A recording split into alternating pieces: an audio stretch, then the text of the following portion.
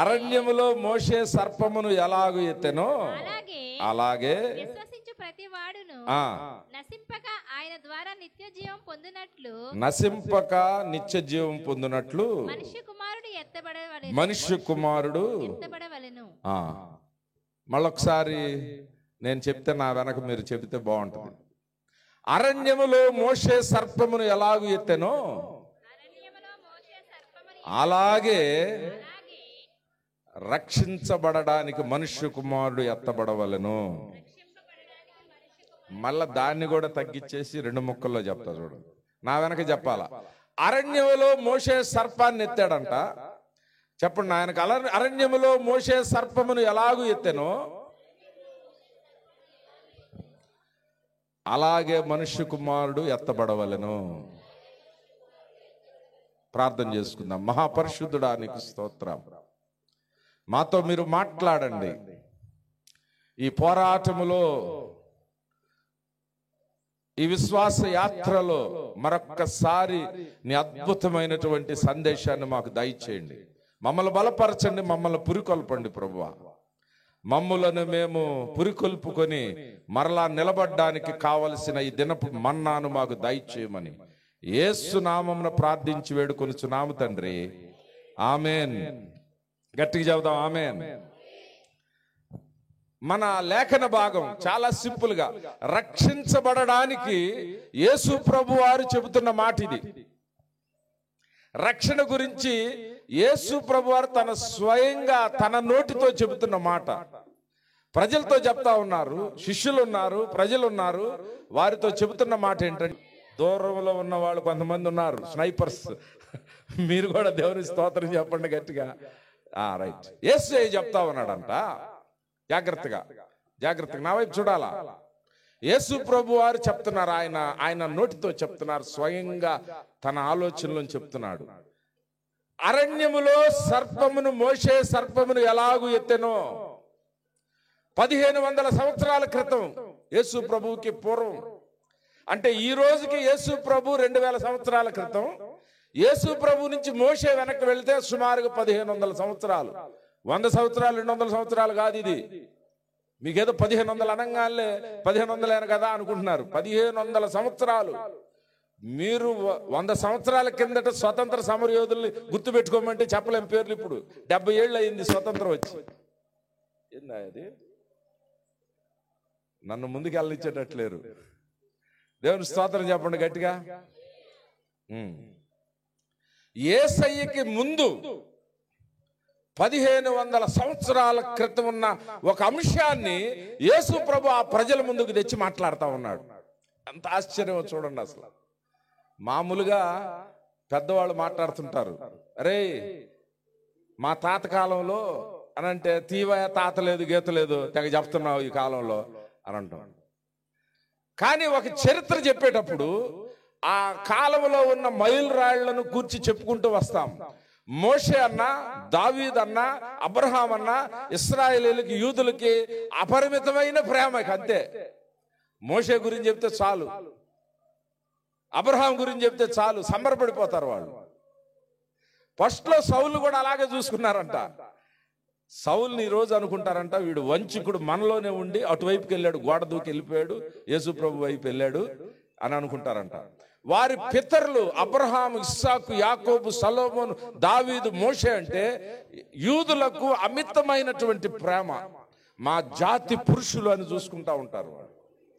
అలాంటి వ్యక్తి, ఒక వ్యక్తిని తీసుకొచ్చి యేసు ప్రభు వారు మాట్లాడుతూ ఉన్నారు. ఏమని మాట్లాడుతున్నారంటే, 1500 సంవత్సరాలు గుర్తుపెట్టుకోండి. 1500 సంవత్సరాలు. అసలు ఆ మోషేను ఎప్పుడో 100 ఏళ్ళకే మర్చిపోయి ఉండాలా. కానీ వాళ్ళకున్న సాంప్రదాయంలో నోటితోటి పద్యాలు చెప్పుకుంటూ చరిత్రను వల్లించుకునేటువంటి జాతిది.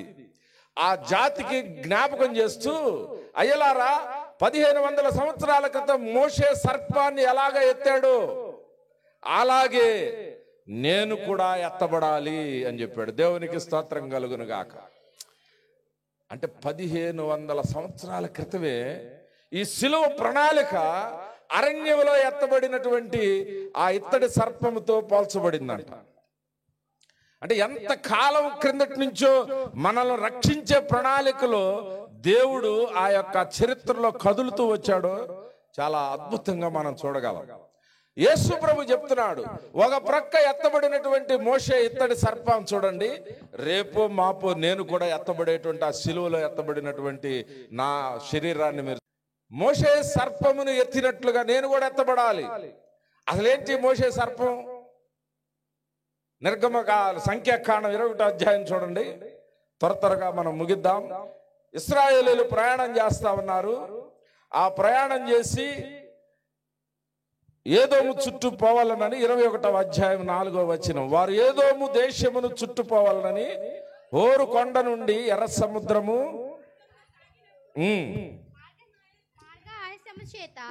జనుల ప్రాణము సొమ్మసిల్లెను కాగా ప్రజలు దేవునికి మోషేకును విరోధముగా మాటలాడి, ఈ అరణ్యంలో చచ్చుటకు ఐగుప్తులో నుండి మీరు మమ్మల్ని ఎందుకు రప్పించితిరి? అది చాలు, మరల తర్వాత చూద్దాం. అట్లాగే పెట్టుకోను. చరిత్ర వెనక్కి వెళితే 1500 సంవత్సరాల క్రిందట చరిత్రలోకి వెళితే ఐగుప్తు దేశంలోంచి ఇశ్రాయేలీయులు బయటకు విడిపించబడ్డారు. లక్షల మంది ప్రజలు. మిమ్మల్ని కంట్రోల్ చేయడానికి ఇంత మైకు వ్యవస్థ ఉంటేనే మా మాట ఇంటలా మీరు. లక్షల మంది ప్రజలు ఆ రోజుల్లో. మైకు లేదు, ఏమి లేదు, తుపాకులు లేవు, కర్రలు లేవు. ప్రభు అద్భుతంగా మోషే చేత నడిపించబడతా ఉన్నారు ప్రజలు. ఆ నడిపించుకుంటూ వస్తూ ఉంటే అలవాటు గొనగటం, సనగటం, ఆ అన్నం భోజనం పెడతాం లేట్ అయిందంటే చాలు, ఏ మోషే ఐగుప్తులో బ్రహ్మాండంగా ఉంది మాకు, ఆడు కొడితే కొట్టాడు ఫరో, అక్కడే బాగుంది, ఆడు ఈపు మీద కొడితే కొట్టాడు, కాస్త పనులు చేయించాడు, సాయంత్రానికల్లా కాస్త అన్నం పెట్టాడు. ఏంది మోషే, ఏం దేవుడు నువ్వేంది, ఆయన ఏందని సనగటం మొదలేశారు. సణిగి సణిగి సణిగి ఇక్కడికి వచ్చినాక ఇక్కడ కూడా సనగతా ఉన్నారు. ప్రపంచ చరిత్రలో ఎవరికి ఇవ్వనటువంటి భోజనం ఇచ్చాడు దేవుడు వీళ్ళకి. ఆకాశం నుండి మీరు భోజనం చేయాలంటే ఏం చేయాలా? డబ్బు సంపాదించాలి కదా, సంపాదించాలి లేదా? మీకు కూడా పైనుంచి ఏమైనా పడిద్దా? నెలంతా కష్టపడాలా? సరే డబ్బులు ఉన్నాయి అనుకోండి, మీకు బియ్యం దొరుకుతాయా? దొరకవా? నాకు అనుకూలంగా సమాధానాలు చెప్పడం మొదలైసారు. ఇట్టు కాదులే, ఇతనితో ఎందుకులే, ఇతనికి నచ్చినట్టు సమాధానం చేస్తే బాగుంటుంది. కొనాలంటే ఎక్కడి నుంచి వస్తే బియ్యం? ఎట్టుందంటే ఈ కాలం చిన్నపిల్లలంట పాలు ఎక్కడి నుంచి వస్తాయి అని అంటే డైరీ నుంచి వస్తాయి అంటున్నారంట. వాళ్ళకి గేదె నుంచి వస్తాయి అని తెలియట్లా పాలు ఇప్పుడు పిల్లలకి. డైరీ పాలోటి నుంచి వస్తాయి డాడీ అంటున్నారు.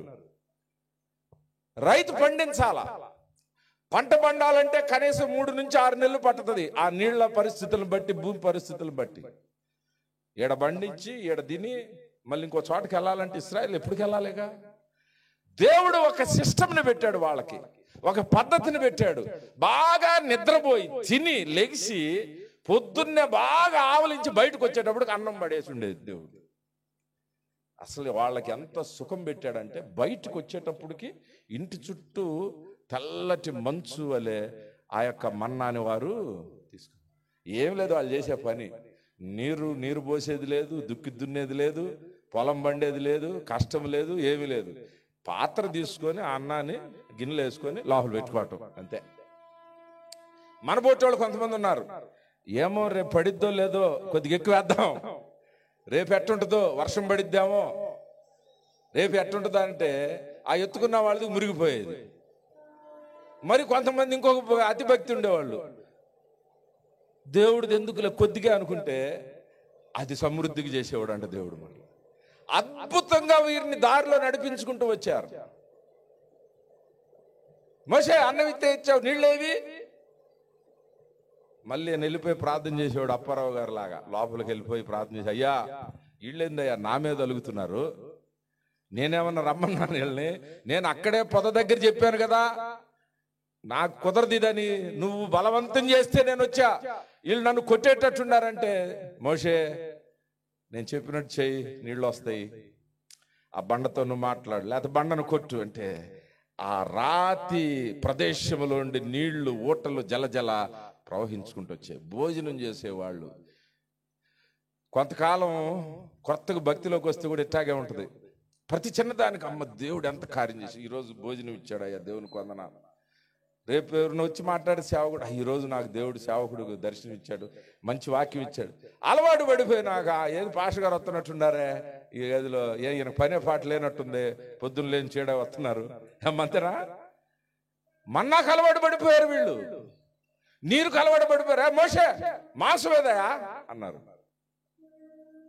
మాంసాన్ని వారి ముందు వచ్చి వాలేటట్లుగా ఆ పక్షులు మమ్మల్ని చంపుకు తినండి అన్నట్టుగా వాళ్ళ ముందుకు వచ్చి పడిపోయినాయి. వీళ్ళు ఎట్ట తిన్నారు తెలుసా? తిన్నంగా తిన్నంగా తిన్నంగా చెవుల్లోంచి ముక్కుల్లోంచి అట్ట మొక్క తీసి అట్టేస్తున్నంటే ఇక్కడ దాకా తినేశారు వాళ్ళు. ఇంత తింటూ కూడా వారు మరలా ఈ ప్రదేశానికి వచ్చేటప్పటికి గొణుగుడు సణుగుడు ఆ దేవుని మీద. చిన్న కష్టం వస్తే మనం కూడా విశ్వాసం, దేవుడు అలవాటు పడిపోతాడు, మనకి ప్రార్థన అలవాటు పడుతుంది. ఇప్పుడు మీరు అంటున్నారే చిన్న మాట కూడా హల్లు చెప్తున్నారు, అటు చూస్తున్నారు, అటు అలవాటు పడిపోతాం విశ్వాసంలో మనం కూడా. వీరు కూడా ఇక్కడ అంటున్నారు, మోషేకు విరోధముగా దేవునికి విరోధముగా మాట్లాడుతూ ఉన్నారంట.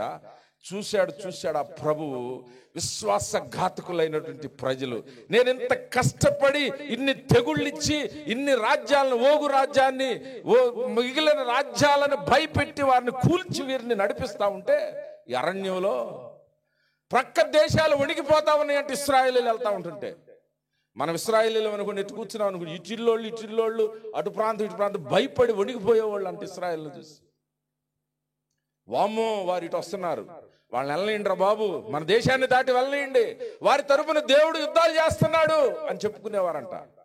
అందుకనే యెరికో దగ్గర ఆ స్త్రీ మాట్లాడుతూ ఉంటుంది, మీరేం చేశారో నాకు తెలుసు.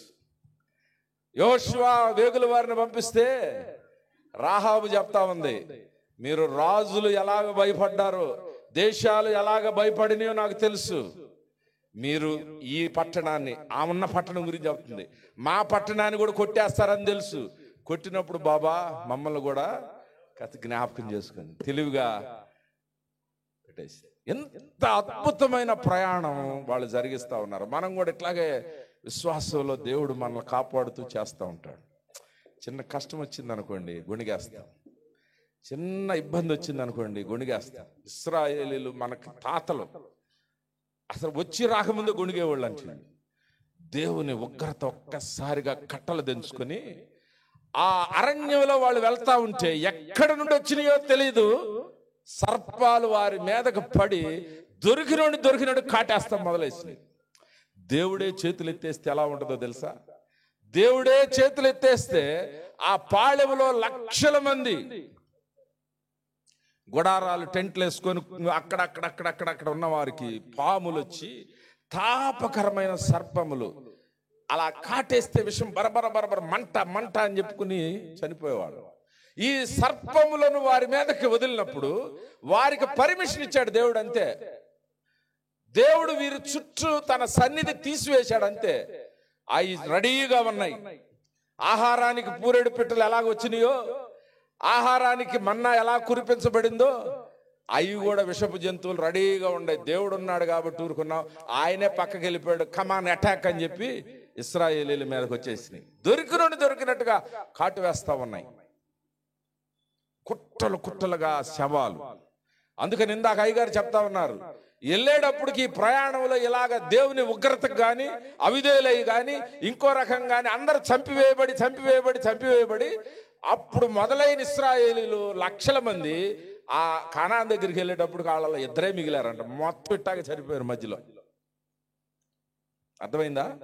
ఈ విశ్వాసపు యాత్రలో కూడా చివరిదాకా కొనసాగాలనేది అది పెద్ద గుణపాఠం. ఇశ్రాయేలీల ప్రయాణం చూసినప్పుడు మధ్యలో ఈ సర్పాలు వచ్చి చంపివేస్తా ఉన్నాయి. బిడ్డ చనిపోతే తల్లి చూసుకుంటుంది, ఏడుస్తుంది.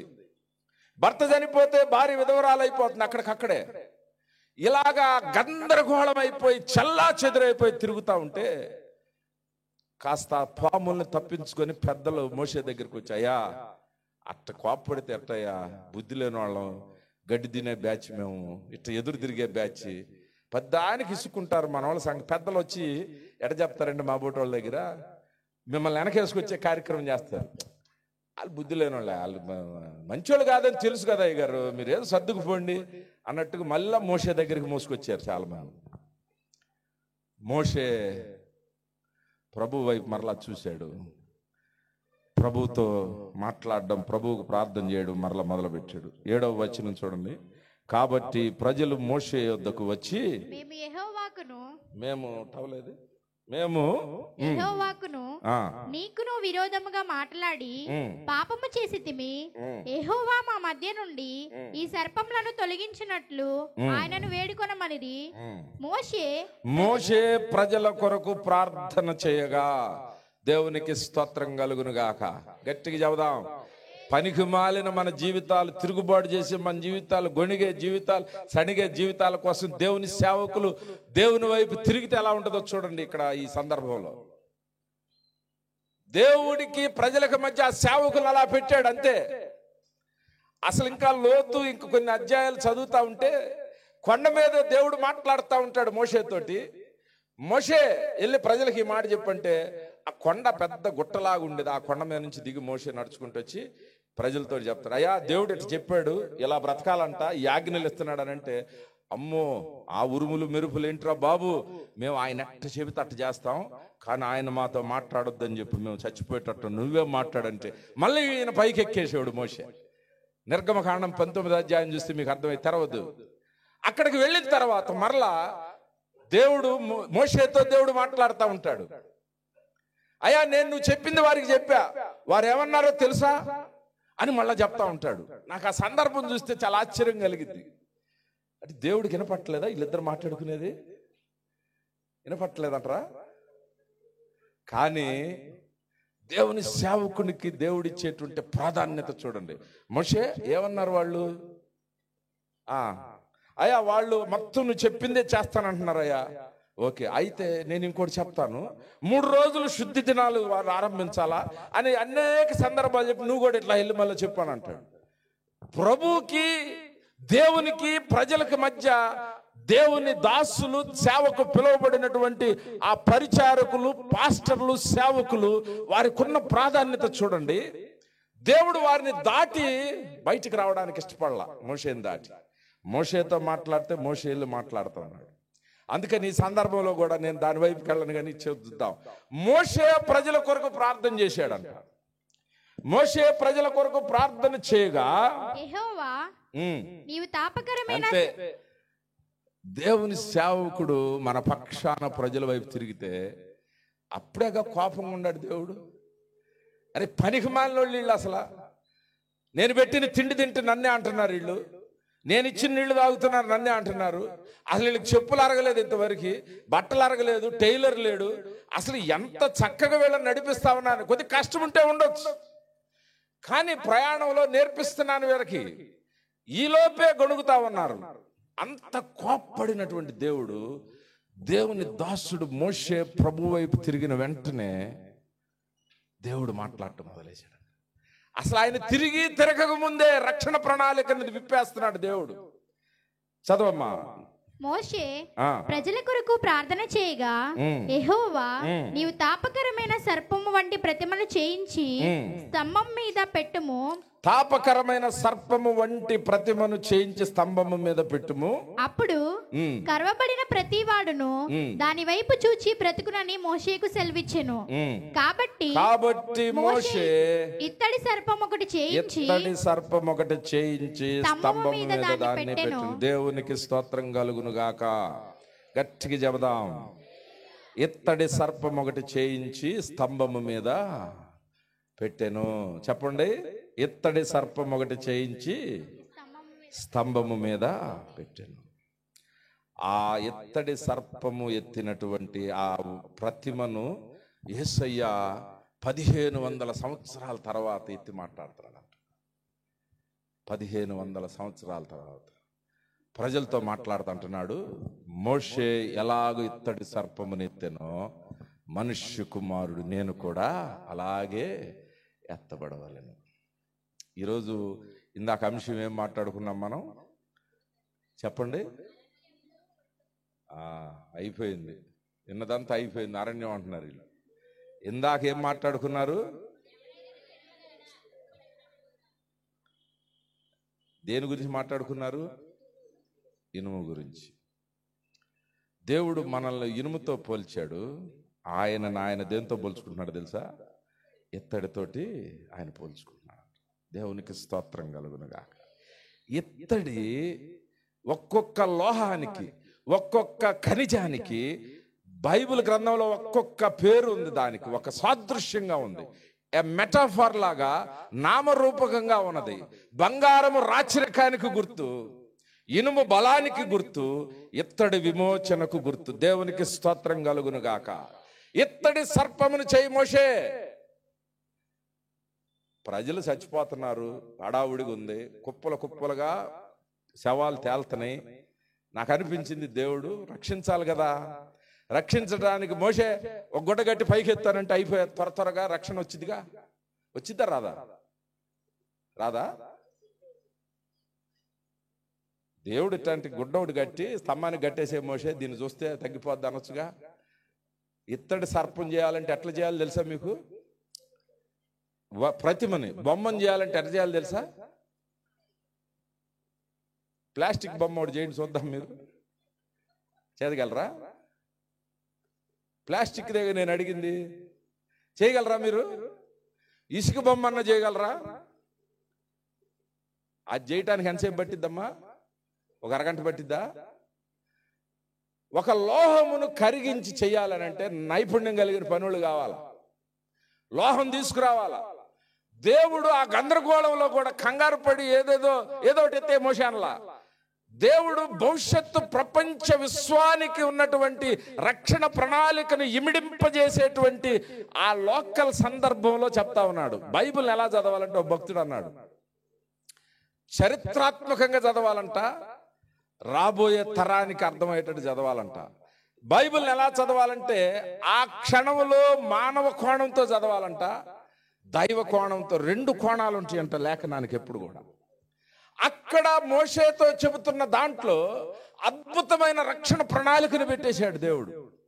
మోషే, పాళెంలోనికి ప్రకటించు, ఎక్కడెక్కడ ఎవరి దగ్గర ఎత్తడుందో మొత్తాన్ని తీసుకురాను. ఆ ఇత్తడి పని వారిని కూడా ఎక్కడున్నారో బతుకుంటే తీసుకురా, వారిని తీసుకురా. మీరేమనుకుంటారంటే పాత ప్రసంగాలు ఇని ఇత్తడి సర్పమానంగాల్లో వచ్చేసింది పెట్టేశారు అనుకుంటారు. అంతేనా? వచ్చిద్దట.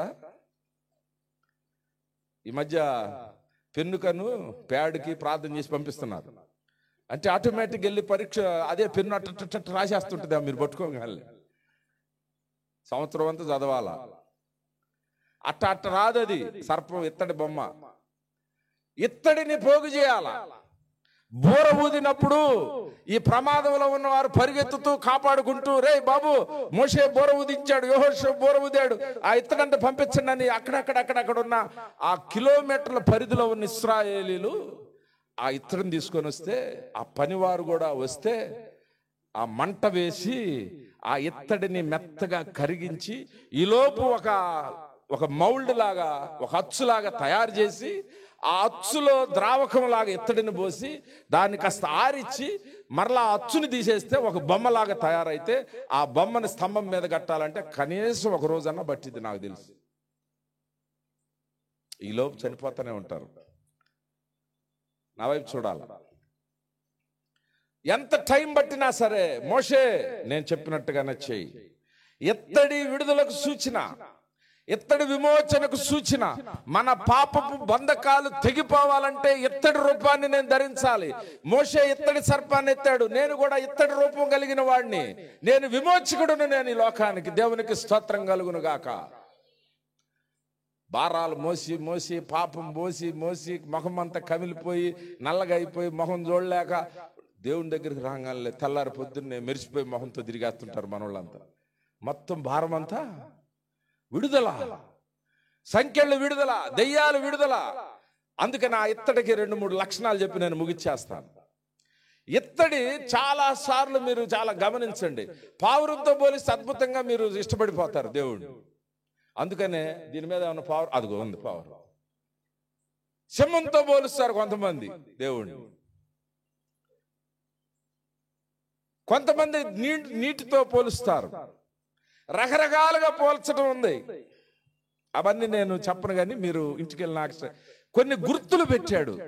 కానీ విడుదలకు యేసు నోటితోటి చెప్పిన మాట ఏంటంటే, ఇత్తడి సర్పము ఎత్తబడినట్లుగా నేను కూడా ఎత్తబడాలి. ఏమిటి ఇత్తడిలో ఉన్న లక్షణాలని నేను ధ్యానం చేయడం మొదలైశాను. ఇత్తడి యూదుల సమాజంలో బంగారానికి ప్రాధాన్యత ఉందంట.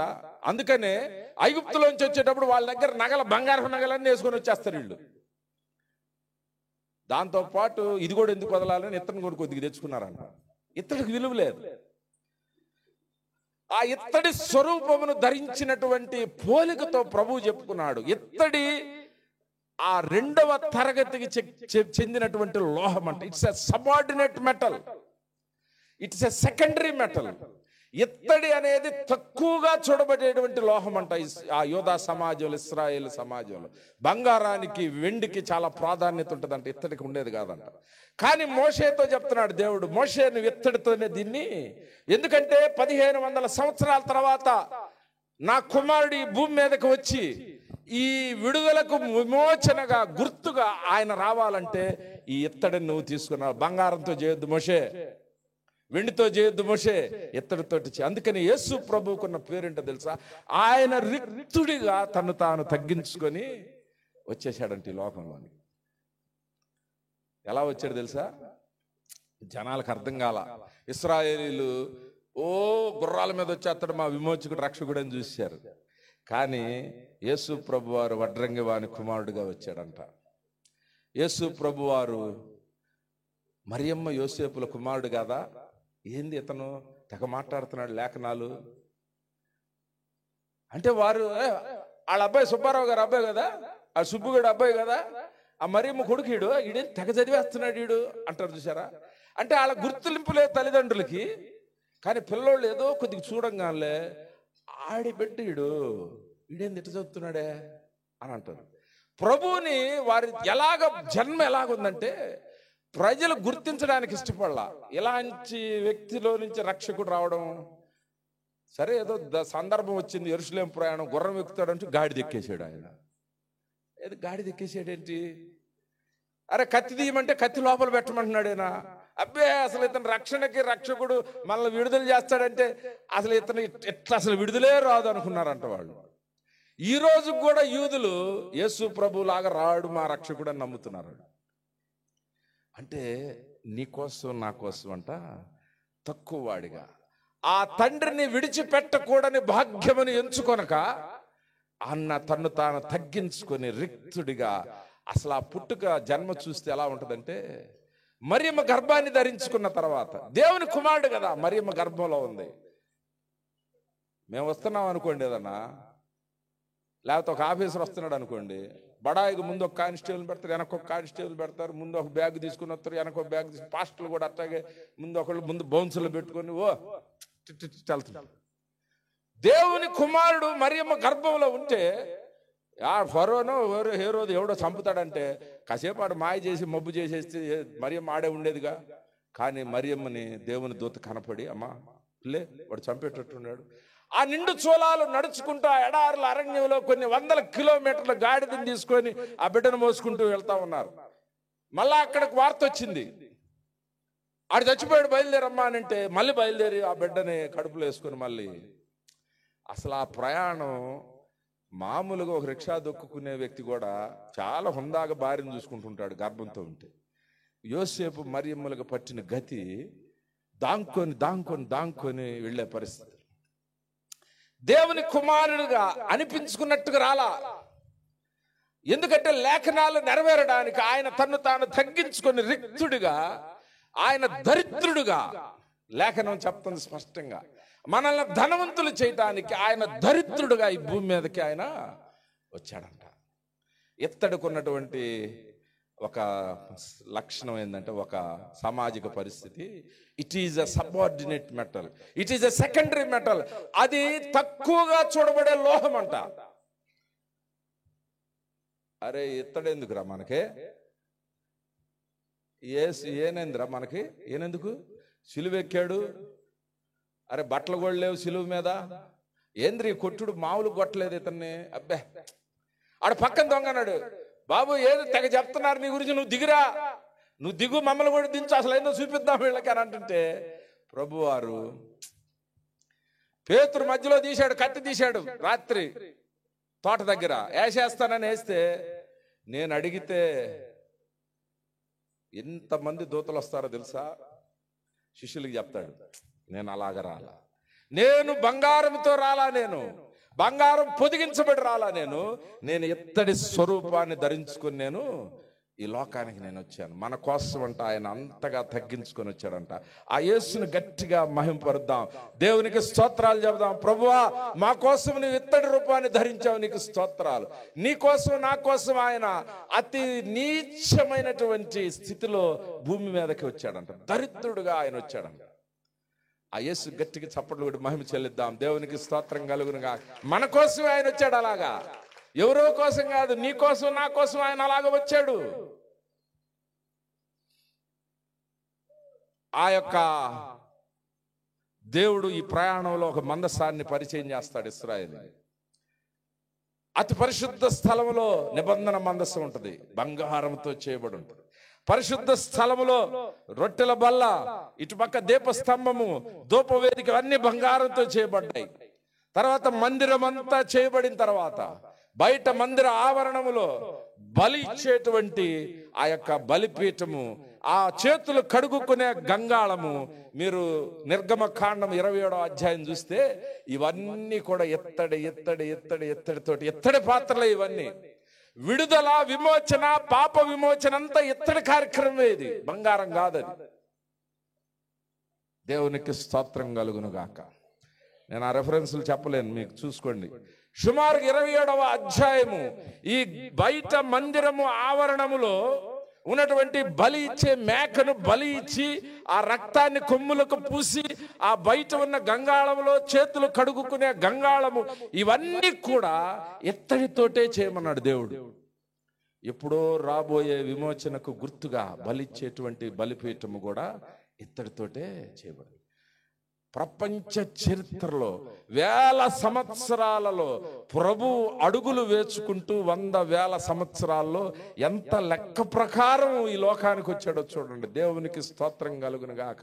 ఏదో ఈ పూట పుట్టి నేను దేవుడు అని చెప్పిన దేవుడు కాదు మన దేవుడు, ఒక లెక్క ప్రకారం వచ్చినటువంటి దేవుడు మన దేవుడు. మొదటి పాయింట్, ప్రభు వైపు చూస్తున్నాం. ఇందాక ప్రసంగంలో మన వైపు చూసాం. మనము విర్రవబడినటువంటి ఇనుము వంటి వారం మనం. ఇప్పుడు దేవుని వైపు చూస్తున్నాం. ఆయన ఎత్తడి స్వరూపాన్ని ధరించుకున్నాడు. రెండవ పాయింట్, మొదటిది చెప్పాను నీకు, తక్కువగా చూడబడేటువంటి ఇత్తడి. రెండవ పాయింట్, ఇత్తడికి ఉన్నటువంటి స్వభావం ఏంటంటే, ఇత్తడి ఇదివరకు రోజుల్లో మీరు గమనించారు లేదో, ఇప్పుడంతా ప్లాస్టిక్ తరం, ప్లాస్టిక్ యుగం అయిపోయింది. పాతకాలంలో మీకు బిందెలు కానీ, కడవలు కానీ, లేకపోతే ఇంట్లో గంగాళాలు కానీ దేంతో ఉండేవి? ఇత్తడితోటి ఉండేవి. ఆ ఇత్తడి పెద్ద గంగాళం ఉండి 2 చెవులు ఉండే, అటు ఒకటి ఇటు ఒకటి, దాన్ని మోసుకొని పెట్టేవాళ్ళు. ఇత్తడి బ్రాయిలర్లు ఉండేవి. ఇత్తడిని మన సహోదరులు బావి దగ్గరికి వెళ్ళినప్పుడు, ఇప్పుడు బావి కూడా తెలియదు వీళ్ళకి. బావి అంటే మళ్ళీ మ్యూజియంకి తీసుకెళ్ళి చూపించాలి. ఇప్పుడు కాలంలో నీళ్ళు ట్యాప్ తిప్పితే నీళ్ళు వస్తాయి అంటుంటారు, అవి ఎక్కడి నుంచి వస్తాయో తెలియదు. ఇత్తడిని బావి దగ్గరకు వారు ఆ బిందెలు కాగడాలు తీసుకొని వెళ్ళి చిన్న చింతపండుతో రుద్దుతా ఉంటుంటారు వాళ్ళు అక్కడ. అట్ట చింతపండు అట్టనంగానే తళ తళ తళ తళ తళ మెడిసిపోతుంటుంది అంటే ఇత్తడి. ఇత్తడికున్న రెండో లక్షణం నేను చెప్తున్నా చూడండి. It's a shining metal. రెండవ ఎస్ని మీకు పరిచయం చేస్తా ఉన్నా. మొదటి S, it is a subordinate metal. తక్కువ, నా సబార్డినేట్ అంటే వీడంటే నాకన్నా కిందోడు అంటే వీడు అని అర్థం. ఇత్తడికి ఆ స్వభావం తీసుకున్నాడంట మన దేవుడు. రెండవది, అది తక్కువగా చూడబడేది కావచ్చేమో కానీ అది మెరిసేటువంటి లక్షణం కలిగిందంట. బంగారం కూడా మెరవచ్చు కానీ అది తక్కువది కాదు.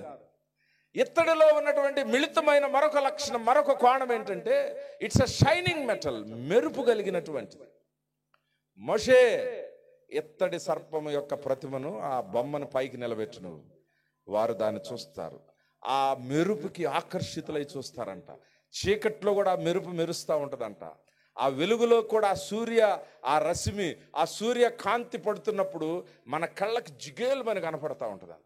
ఒకవేళ రాత్రి పూట అయినా సరే ఆ వెన్నెల దాని మీద పడితే ఆ వెన్నెలకి చిలుక్కుమంట ఆ బొమ్మ దూరం ఉన్న వాళ్ళకు బూర ఊదేశాడు మోషే.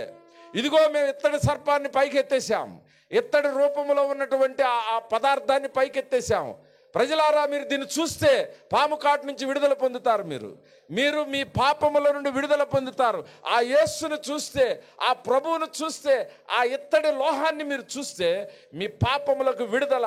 ఎంత భయంకరమైన కట్లతో మనమున్న కుటుంబాలు తరాలుగా పాపం చేస్తున్న ఆ పాపము నుండి ఈ తరంలో మనం విడుదల పొందాలంటే దాని వైపు చూస్తే మనం బూర ఊదించబడిందంట. ఆ పాళెమంతా కూడా కాటేసినోడు, బతికున్నోడు, సచ్చినోడు మొత్తాన్ని చూపిస్తున్నారంట. దాన్ని నేను దాన్ని అలా ఊహించుకుంటా ఉన్నా. ఒక బిడ్డ కాటేసి నురుగ్గాకే చచ్చిపోతుంటే వాళ్ళమ్మ వచ్చి రే ఒక్కసారి అని తలని గట్టికి తిప్పి దానికెళ్ళి చూపించేదంట. దానికెళ్ళి చూడంగానే కాలు విషం ఇరిగిపోవటం, వీళ్ళు లెగిసిపోవటం. కొన ఊపిరి కొద్దిగా ఉన్నా ఆడి కళ్ళకి అది కనపడిందా, ఆడెన్న బతికొచ్చి చూడండి బయటికి. చీకటిగా ఉంది, దూరంలో చూస్తూ ఉంటుంటే అటు మెలుక్కుమనందా, దాన్ని చూసాడు అనుకో, వీళ్ళు లెగిసి వచ్చి చూడండి. కాటేసుకున్న వాళ్ళందరికీ చెప్పుకునే వాళ్ళు అంటే వాళ్ళు రే రే రే అదిగో అక్కడ మెరుపు చూస్తే నాకు తగ్గిపోయింది, రండి మీరు కూడా చూడండి, ఇటు చూడండి. ప్రభు యొక్క సిలువలో చాలా విమర్శలు ఉన్నాయి. మేకులు బిక్కోలేకపోతున్నాడు, పై కిందకి రాలేకపోతున్నాడు, కొమ్మలకి కట్టేసి కొట్టేసి చచ్చిపోయిన వాడు. కరెక్టే, మేకులు పీక్కోకుండా ఆయన ఉన్నవాట వాస్తవమే. ఆయన కురూపమైన సురూపమైన సొగసైన లేకుండా చేయబడి వికృత రూపంగా భయంకరంగా కొట్టి మాంసం ముద్దలాగా చేయబడిన మాట వాస్తవే. కానీ అది ఈ కాలం దాకా ప్రజలను ఆకర్షిస్తూ వచ్చిందంట. దేవునికి స్తోత్రం కలుగును గాక. ఆ సిలువ ఆకర్షిస్తూ వచ్చింది. మదర్ తెరిసాను ఆకర్షించింది ఆ సిలువ. విలియం కేరీని ఆకర్షించింది ఆ సిలువ. మిమ్మల్ని నన్ను ఆ స్వరూపము లేకుండా, సొగసు లేకుండా మన పాపమంతా అతని మీద మోపబడి మాడిచి మసైపోయినటువంటి ఆ రూపము ఈరోజు మనల్ని ఆకర్షించింది. దేవునికి స్తోత్రం కలుగును గాక. భయపడిపోతా ఉన్నారు, మారిపోతున్నారని. నిజమే, స్వరూపము లేనటువంటి ఆ సిలువ ఎత్తడి ఆకర్షిస్తూ ఉందంట. తప్పిపోయిన కుమారుడు దూరం వెళ్ళిపోయాడు తండ్రికి. అక్కడ నుంచి ఆలోచించాడంట, అంతే, నా తండ్రి దగ్గర నేను పనివాడిగా ఉన్నా చాలు. ఆడిని ఆకర్షించింది అంతే. ప్రభు విడుదల, ఆ తండ్రి అతన్ని హక్కును చేర్చుకోవటం మనం చూస్తూ ఉన్నాం. ఆకర్షించేటువంటి శిలువ. ప్రజలందరూ వ్యభిచారంతో పట్టబడిన స్త్రీని తెచ్చి మధ్యలో పెట్టారు. ఆ స్త్రీని కొట్టడానికి ప్రజలు రాళ్ళెత్తి ఉన్నప్పుడు ప్రభు విడుదల చూసి ఆ వ్యభిచారంతో పట్టబడిన స్త్రీ ఆకర్షితులైపోయింది. ఏంటయ్యా నీ ప్రేమ, ఏంటి నువ్వు నన్ను కూడా క్షమించావా? చివరి దాకా వెంబడించిందంట. సిలువలో వెంబడించిందంట, సమాధి దగ్గర వెంబడించిందంట, శిష్యులతో వెంబడించింది. ఆ ప్రేమ ఆకర్షించేసింది. ఇది మెరిసేటువంటి ఎత్తడి. This is a shining metal. దేవునికి స్తోత్రం కలుగును గాక. గట్టిగా చప్పట్లు కొట్టి ప్రభువుని ఆరాధ్య మహిమపరుద్దాం. దేవానికి స్తోత్రములు కలుగును గాక. స్తోత్రములు నాయన, నీకు స్తోత్రం స్తోత్రం. ఆ సిలువ ఆకర్షించేటువంటి సిలువ. మోషే సర్పమును ఎలాగు ఎత్తెనో, ఎత్తడి సర్పమును ఎలాగు ఎత్తెనో, మనుష్య కుమారుడు కూడా అలాగూ ఎత్తబడవలెను. రెండవ మాట మీకు పరిచయం చేశాను. ఏంటది? It is a shining metal. జక్కయ్యను ఆకర్షించింది ఇది. ప్రక్కనున్న దొంగను కూడా ఆకర్షించింది. చర్చి పక్కనే ఉండాం, మాకు రక్షణ వచ్చింది అనుకున్నారు మీరు. పాస్టర్ గారి ఇంట్లో పుట్టాం, రక్షణ వచ్చిద్ది అనుకున్నారు. ఇద్దరున్నారు సిలువకు దగ్గరలో. ఆ ఆకర్షణని చూచిన వ్యక్తి మాత్రం రక్షించబడ్డాడు. అదే దూరంలో ఇంకొక వ్యక్తి, ఏంటి ఇతను మేకులు కొట్టుకున్నాడు, దిగడైంది అని అనుకున్నాడు. వాడు రక్షణలోనికి రాలా. ఆకర్షించేటువంటి సిలువ. ఈరోజు నీ కోసం ఆ ప్రభు సిలువలో వేలాడుతూ ఉంటే నీ కుటుంబాన్ని అది ఆకర్షించేదిగా ఉండాలి. నీ జీవితాన్ని అది ఆకర్షించేదిగా ఉండాలి. నీ తరాన్ని ఆకర్షించేదిగా ఉండాలి. ఎంతో మంది దీనికి ఆకర్షితులై చనిపోవడానికి సిద్ధపడ్డారు. అరణ్యాల్లో సేవకెళ్ళారు, అడవుల్లో సేవకెళ్ళారు, తెగల మధ్య సేవకెళ్ళారు. భర్తను చంపితే భార్య అక్కడే సేవ చేస్తా ఉంది.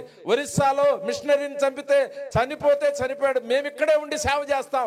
ఏమిటి ఆకర్షణ అసలు? మనం చూడలేదు. ఒక 50 సంవత్సరాల కిందట మిషనరీలు భారతదేశం ఆంధ్ర రాష్ట్రంలో దొరల్లాగా వచ్చి ఇక్కడే ఉండి ఇక్కడే సమాధులు చేసి ఇక్కడే శవాలైపోయి ఇక్కడే చనిపోయారు. ప్రభు ఆకర్షణ వారిని త్యాగభరితంగా మన దగ్గరికి తీసుకొని వచ్చిందంట.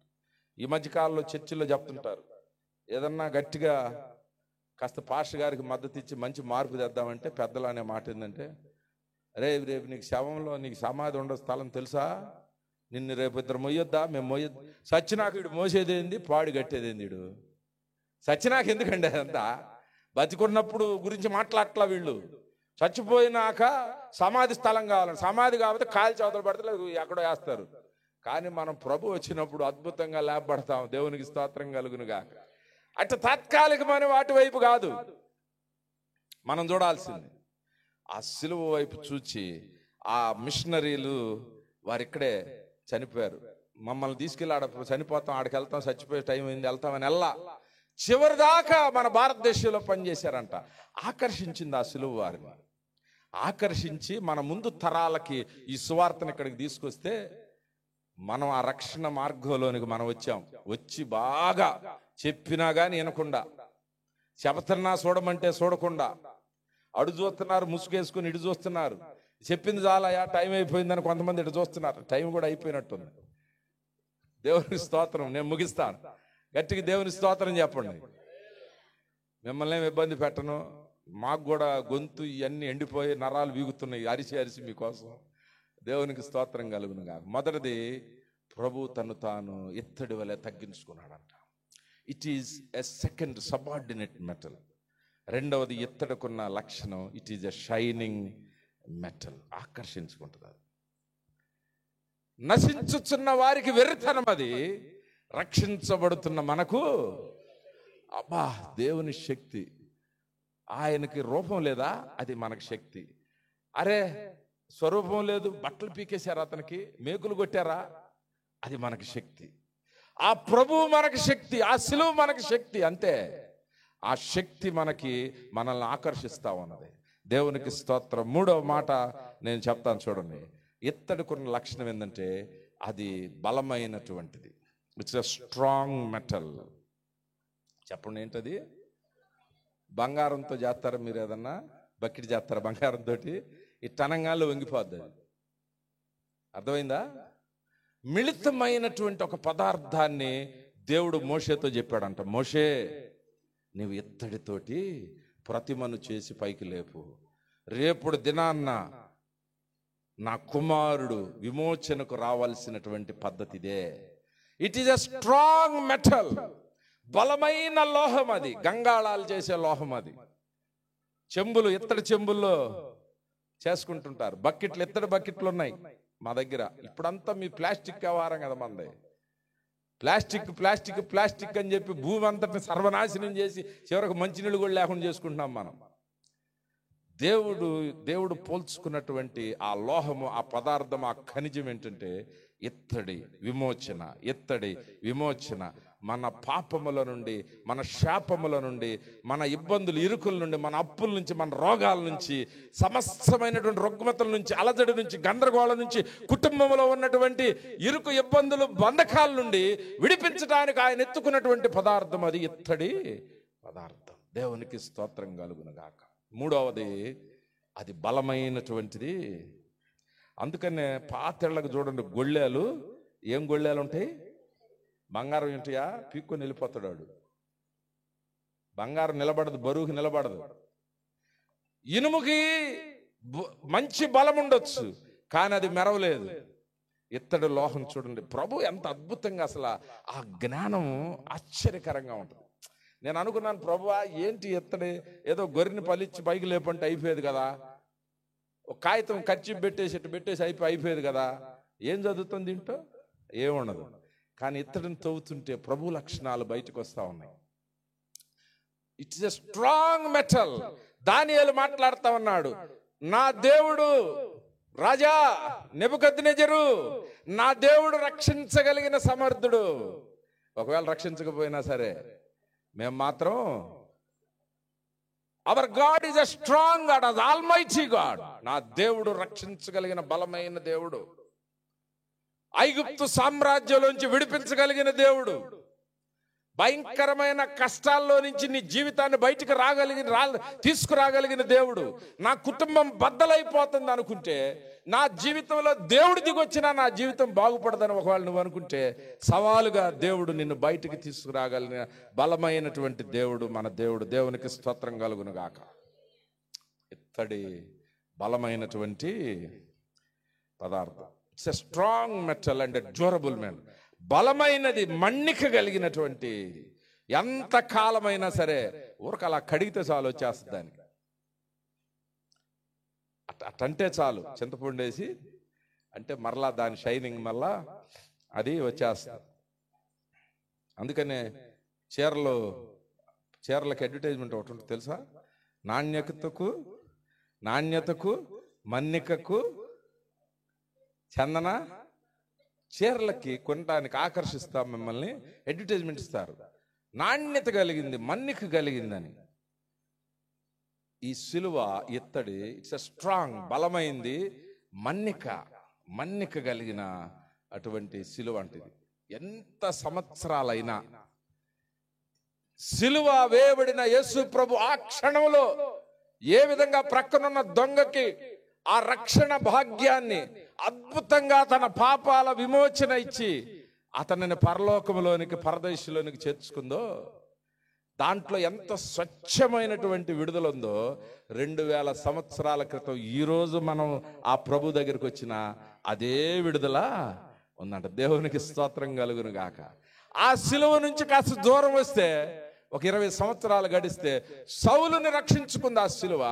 అదే శక్తి కలిగినటువంటి సిలువ అది. ఆ మార్పు, రక్షణలో ఏమాత్రం మార్పు లేదు. కొంతకాలం అయింది, 100 సంవత్సరాలు గడిచినాయి, అనేక మంది మిషనరీలను రక్షించుకుంది.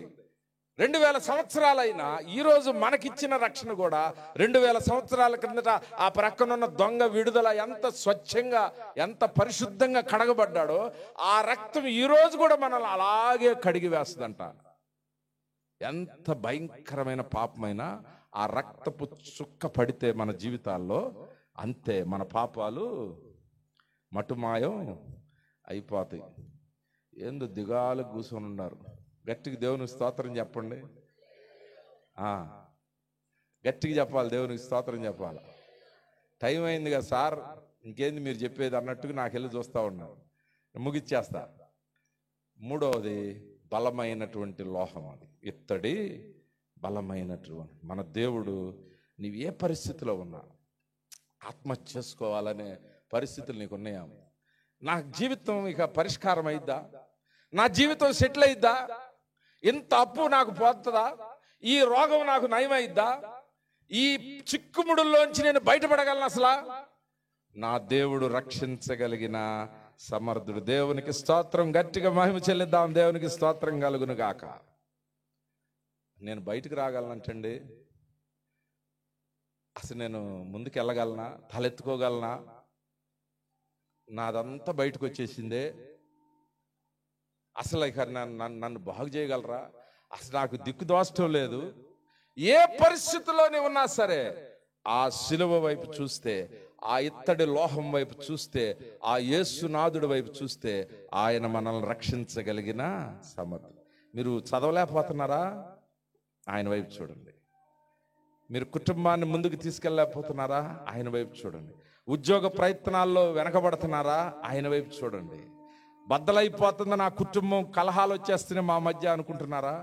ఆయన వైపు చూడండి. ఆయన రక్షించగలిగిన సమర్థుడు. గట్టికి దేవునికి చప్పట్లు కొడదాం, దేవుని స్తుతి చెల్లిద్దాం. నేను ముగిస్తూ చివరిది ఇంకొక ఎస్ చెబుతా. 3 ఎస్సులు అటువైపు ఉన్నాయి. Subordinate metal, it's a shining metal, it's a strong. అది తక్కువగా చూడబడిన లోహం, అది మెరుపుతో ఉన్నటువంటి ఇత్తడి, అది బలమైన ఇత్తడి.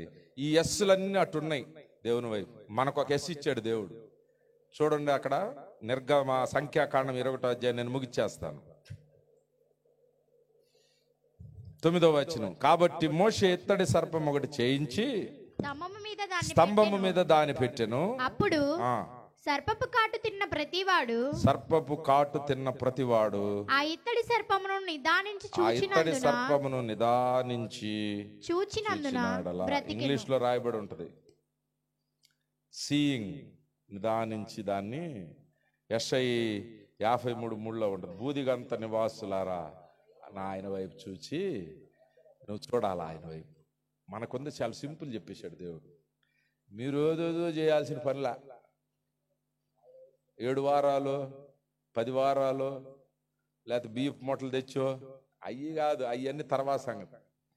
సింపుల్. ఆ సర్పము ఇత్తడి లోహము వైపు, ఆ యేసు ప్రభు వైపు చూస్తే ఆ ప్రభువుని మనం అంగీకరిస్తే చాలు. అంత సింపుల్ చెప్పేశాడు దేవుడు. నా వైపు చూసి మీరు రక్షణ పొందండి. ఆ ప్రక్కనున్న దొంగ కాస్త అట్ట చూసుకున్నాడంట దేవుడిని. నేడే నీవు నాతో కూడా పరదైస్సులో ఉందో. ప్రక్కనే ఉన్నాడు వాడు కూడా, అవతలోడు. వాడు ఆయన చూడ్డానికి ఇష్టపడలా, రక్షకుడుగా చూడ్డానికి వాడు ఇష్టపడలా. మీరు క్రైస్తవులతోటే ఉండొచ్చు, క్రైస్తవ కుటుంబంలో ఉండొచ్చు, గుడి పక్కనే ఉండొచ్చు. కొన్ని సంఘాలు ఉంటాయి, పెద్ద సంఘాలు, ఇట్లాంటివి కాదు, ఈ మెయిన్ సంఘాలకు ఉంటాయి కొన్ని సంస్థలు. అసలు ఆ సంఘం చుట్టూన్న ఇళ్ళోళ్ళని చూడాలా, పరలోకం మాదే కదా అన్నట్టు చూస్తుంటారు వాళ్ళు. అబ్బే ఎవడెళ్ళడు లోపలికి, ఆనుకొని ఇల్లు కట్టుకున్నా సరే ఎవడెళ్ళడు. కొంతమంది అసలు చర్చిలోనే కాపురం చేస్తుంటారు, వాళ్ళు కూడా వెళ్ళరు. ఎవరు వెళ్తారో తెలుసా? ప్రభువుని చూడాలి, ఆ యేసుని చూడాలి. ఈ రాత్రి ఒకవేళ ఇంకా ప్రభువుని నమ్ముకోకుండా ఉంటే, వస్తున్నాం చర్చికి, మందిరానికి వస్తున్నాం, ప్రార్థనకు వస్తున్నాం, అది కాదు.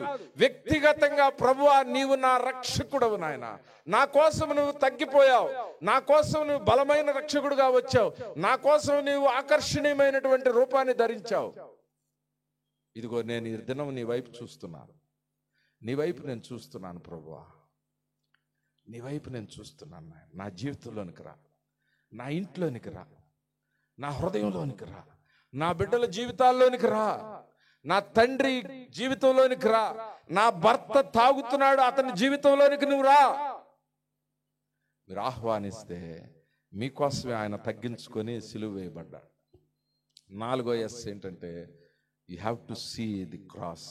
ఆ యేసు ప్రభు వైపు చూచి మనము రక్షణ పొందాలి. ఆ యేసు మాత్రమే మన విమోచకుడు. ఇత్తడి లోహము యొక్క లక్షణాలు ఆ ప్రభువులో పెట్టుకున్నాడు. మనము ఆ ఇత్తడి ఆ యొక్క ప్రభువుని ధరించి మనం ప్రయాణం చేస్తే, నీవు ఇనుము వంటి బలమైనటువంటి పదార్థంగా నీవు విరవబడకుండా, నీవు వంచబడకుండా ఈ సమాజంలో నీవు నిలబడతావు. దేవునికి స్తోత్రం కలుగును. గట్టిగా ప్రభువుకి చప్పట్లు కొడదాం, ప్రభువునికి మహిమ పలిద్దాం. అయ్యా ఎంత గొప్ప రక్షణ ప్రణాళిక మాకు ఇచ్చావు ప్రభువా. గట్టిగా సొత్తు చప్పట్లు కాదు, గట్టిగా ప్రభువుని మహిమ చెల్లిద్దాం. ఆ పరలోక భాగ్యం మాకు ఇచ్చావు, ఈ రక్షణ భాగ్యం మాకు ఇచ్చావు, మా కోసము నువ్వు ఇలాగ దిగి వచ్చావు ప్రభువా, నీకు స్తోత్రాలు. ఇంకా అంగీకరించకపోతే ఈ రాత్రి మీరు ఆ ప్రభు వైపు చూచి అంగీకరించి ఈ దేవుని దాసుని మీరు కలవడానికి ప్రయత్నం చేయండి. ప్రార్థన చేస్తాను తల వంచినట్లయితే.